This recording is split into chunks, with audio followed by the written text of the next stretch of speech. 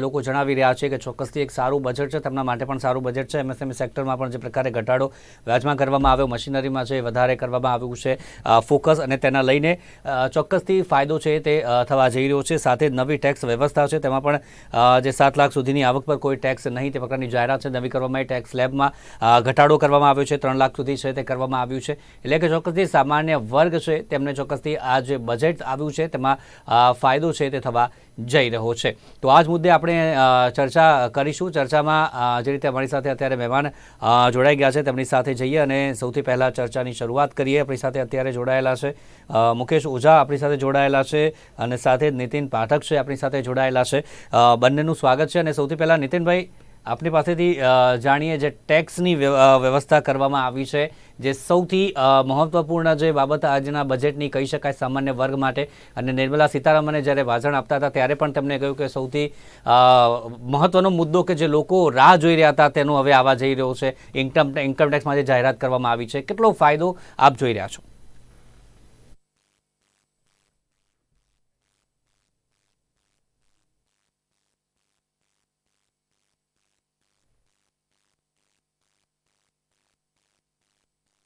નીતિનભાઈ, આપને 1 મિનિટ રોકવા માંગીશ, આપનો અવાજ નથી આવી રહ્યો.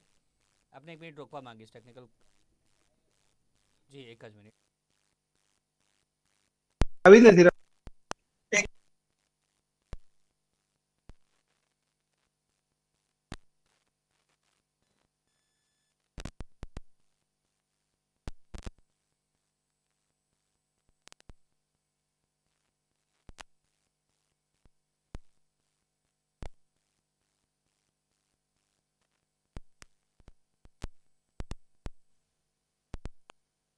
હેલો,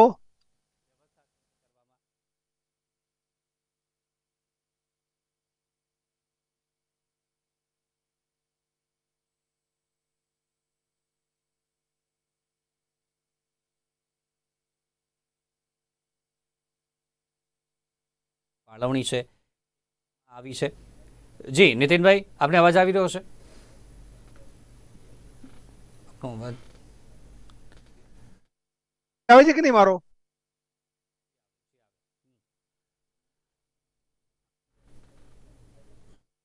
રાહતો છે, એમએસએમઈમાં ઘણી રાહતો કરી છે, સ્ટાર્ટઅપમાં ઘણી રાહતો કરી છે, અને તમે અંદર વધારે જશો તો બહુ જ બધા ચેન્જીસ છે ઇન્કમટેક્સમાં. ઇન્કમટેક્સમાં ચેન્જીસમાં પહેલું એમણે જે ચેન્જ કર્યું છે, લોકોને જે પહેલા જે 3 લાખ રૂપિયા પર ઓલ્ડ રેજીમમાં ટેક્સ ભરવાનો હતો, એની રેજીમ ઘટીને 5 લાખ રૂપિયા થઈ ગઈ છે. ઓલ્ડ રેજીમ અને ન્યૂ રેજીમ બે ઇન્ડિવિડ્યુઅલ અને એચયુએફ ને એ લોકોએ બે જાતના રેજીમ આપ્યા હતા. તો હવે જે લોકો ઓલ્ડ રેજીમમાં હશે એમને 5 લાખ રૂપિયા સુધી નહીં ભરવો પડે, અને જે ન્યૂ રેજીમમાં જશે એમને 7 લાખ રૂપિયા સુધી કોઈ પણ ટેક્સ ભરવામાં નહીં આવે. એ મોટી રાહત છે.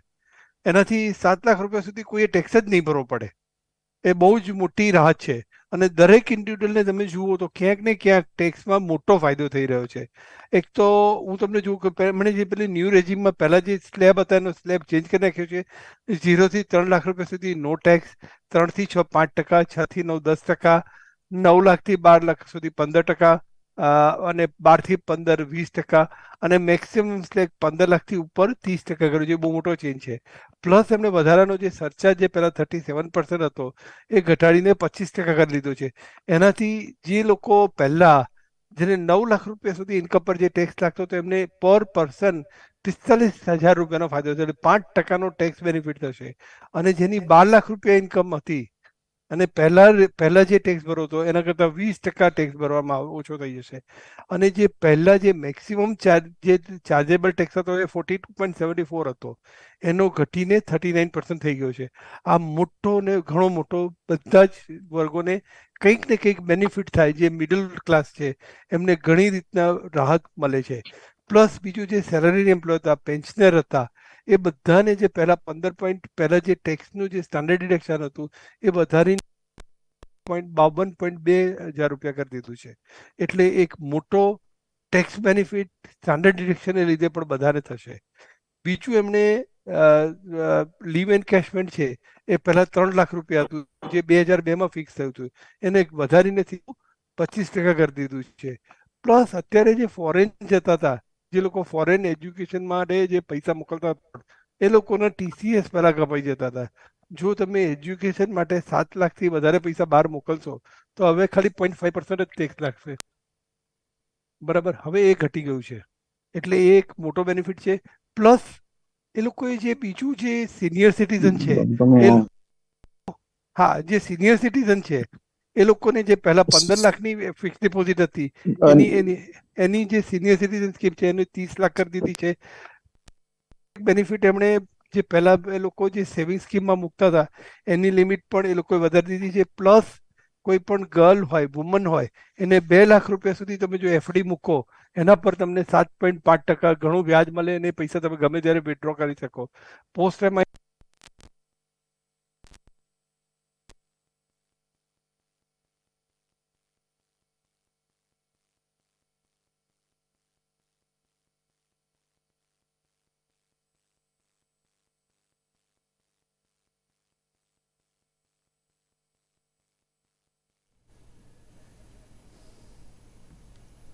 જી જી નીતિનભાઈ જી જે ચોક્કસથી આપણી પાસે આવું છું, ફરીવાર આપણે ડિટેલમાં ચર્ચા પણ એની પર કરીશું.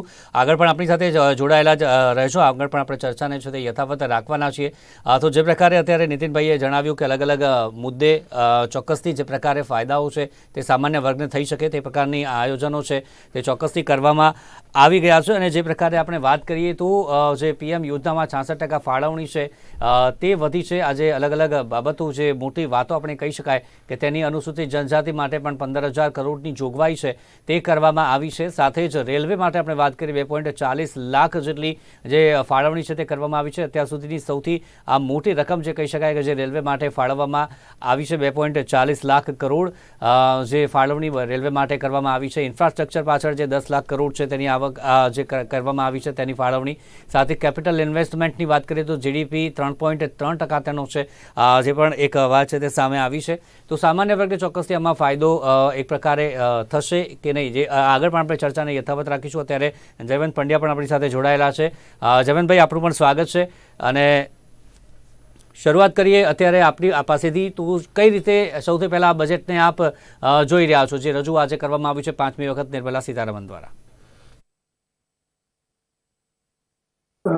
નિર્મલાજી ઇન્દિરા ગાંધી પછીના બીજા મહિલા નાણામંત્રી છે અને દર વખતે એમણે કંઈક ને કંઈક આપ્યું છે. દર વખતે કંઈક ને કંઈક નવું લઈને આવે છે. આ વખતે બજેટ છે એ ઓવરઓલ જોઈએ તો બધાને ખુશ કરનારું છે, એકંદરે એવું કહી શકાય. એટલે ચૂંટણી પહેલાનું બજેટ પણ કહી શકાય કે જે ચૂંટણીના સંદર્ભમાં, અને 9 રાજ્યોની ચૂંટણી છે એટલે બધાને ખુશ કરવાનું બજેટ છે. અને સાથોસાથ એમાં આગામી કેટલાક વર્ષોનું વિઝન પણ દેખાય છે કે 5G જે એને માટેની લેબોરેટરી બનાવવામાં આવશે, કે પછી રિજનલ કનેક્ટિવિટી વધારવા માટે 50 નવા airport, helipad, water aerodrome, advance landing ground, આ બધાનો વિકાસ થશે. તો એક તરફ આવું વિઝન પણ છે, અને બીજી તરફ નાના માણસોને ધ્યાનમાં રાખીને પીએમ જે આવાસ યોજના છે તો એમાં 66% વધારો પણ થયો છે. પછી જે જાડુ ધાન્ય કહીએ છીએ, બરછટ ધાન્ય કહીએ છીએ, એના માટે પણ એને પ્રોત્સાહન આપવાની યોજના છે. શ્રી અન્ન યોજના એ શરૂ કરવામાં આવશે. મહિલા ને ધ્યાનમાં રાખીને મહિલા સન્માન બચત પત્ર યોજના શરૂ થશે અને 2 લાખ રૂપિયાની બચત પર વર્ષે 7.5% વ્યાજ મળશે. તો વૃદ્ધોને ધ્યાનમાં રાખીને સેવિંગ એકાઉન્ટમાંની જે રકમની લિમિટ હતી 4.5 લાખ રૂપિયા એ વધારીને 9 લાખ કરવામાં આવી છે. તો આ પ્રકારે એમએસએમઈ ને પણ રાહત આપવામાં, કારણ કે એમએસએમઈ એ ઘણું બધું આમ કહેવાય કે કોરોના કાળમાં પણ પેલું કર્યું હતું, યોગદાન આપ્યું હતું.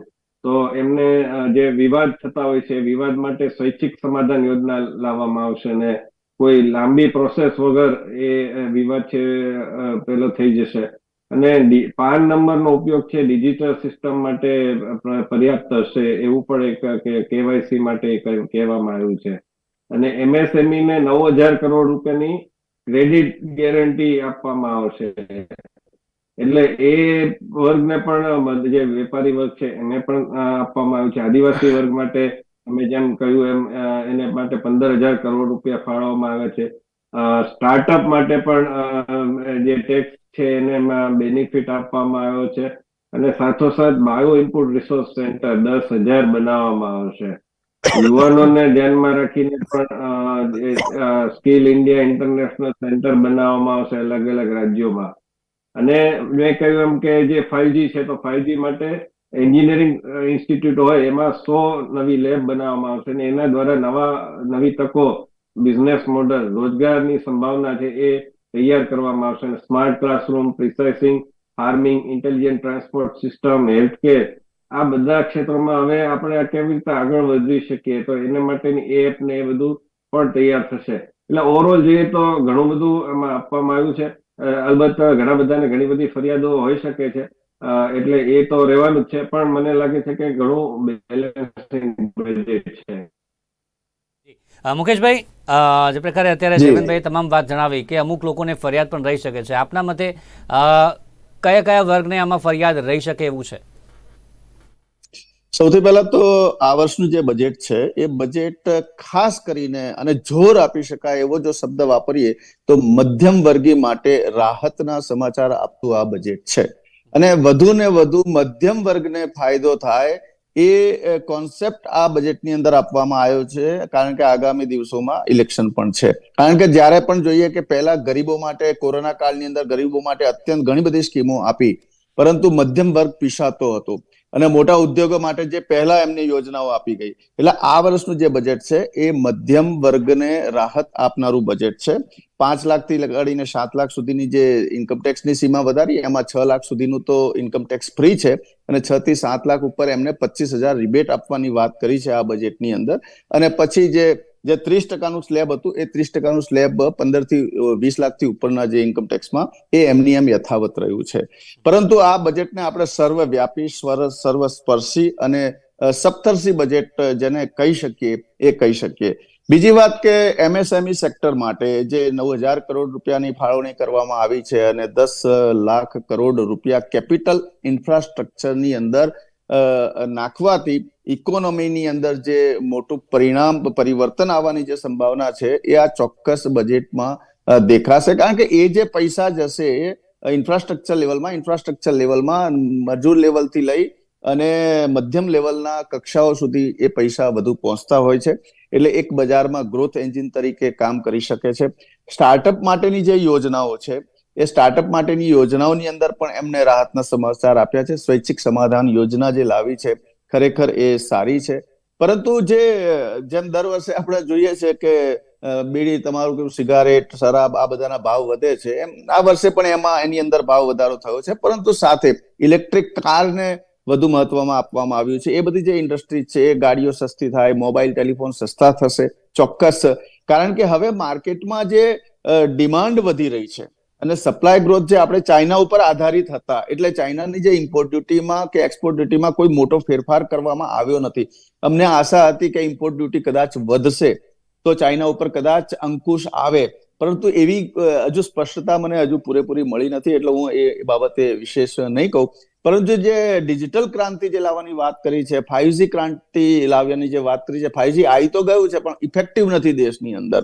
એના માટે એન્જિનિયરિંગ કોલેજમાં 100 લેબ બનાવવામાં આવશે. એના થકી 5G ની અંદર ક્રાંતિ લાવવાની ઘોષણા થઈ છે. અને બીજી મને ખાસ આ બજેટમાં એક બહુ સારી વાત એ લાગી કે 2009 પછી અગર 14 ગણું બજેટ વધાર્યું હોય તો એ રેલવેની અંદર વધાર્યું છે. રેલવેની અંદર પણ 100 નવી યોજનાઓ લાવવામાં આવી છે અને એનું બજેટ પણ 2009 થી લઈને અત્યાર સુધીનું સૌથી હાઈએસ્ટ બજેટ 2.4 લાખ કરોડનું બજેટ રેલવે માટે ફાળવવામાં આવ્યું છે. એટલે આ આમ જોતા જે છે કે આ જે પ્રકારના મધ્યમ વર્ગને ટેક્સની રાહત અપાઈ ગઈ, સ્ટાર્ટઅપને જી 5 મિનિટ રોકવા માંગે છે. અત્યારે નોકરિયાત વર્ગ માટે આપણે જે વાત કરી રહ્યા છીએ, સામાન્ય વર્ગ માટે પણ વાત કરી રહ્યા છે, ત્યારે અમારા સંવાદદાતાએ નોકરિયાત વર્ગ છે તેમની સાથે વાતચીત કરી છે કે બજેટ જે આવ્યું છે તેને લઈને તેમની શું અપેક્ષા હતી અને જે મળ્યું છે તેનાથી તેઓ ખુશ છે કે કેમ. તો નોકરિયાત વર્ગ સાથે અમારા સંવાદદાતાએ વાતચીત કરી છે, તે સાંભળીએ.